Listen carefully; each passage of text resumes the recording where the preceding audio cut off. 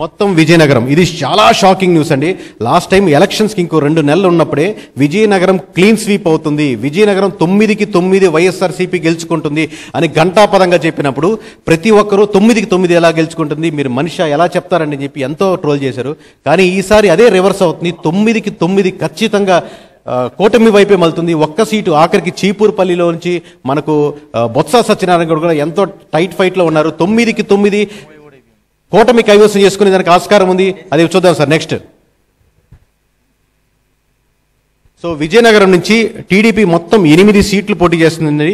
8కి 8 ఖచ్చితంగా విజయనగరంలో మీకు కూటమి తరపున టీడీపీ గెలిచడానికి 100కి 100% ఆస్కారం ఉంది. ఇందులో చేంజెస్ ఏమీ లేవండి. మీరు ఫైనల్గా రిజల్ట్స్ వచ్చిన తర్వాత 4వ తారీఖు టీవీల ముందు చూసుకొని అది కరెక్ట్గానే చెప్పాడు అని అనుకోవడం తప్పితే ఇంకో చేంజెస్ ఆప్షన్స్ లేవు. అలాగే మీకు నెక్స్ట్ అండి, అలాగే మీకు ఇక్కడ నీకులు ఎంతో ఎదురు చూస్తున్నటువంటి ఒక సీటు జనసేన పోటీ చేస్తుంది.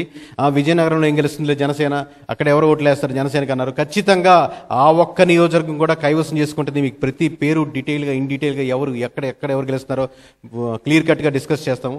సో మొత్తం శ్రీకాకుళం మొత్తం విజయనగరంలో ఒక్క సీటు కూడా వైఎస్ఆర్సీపీకి వచ్చేదానికి ఆస్కారం లేదండి.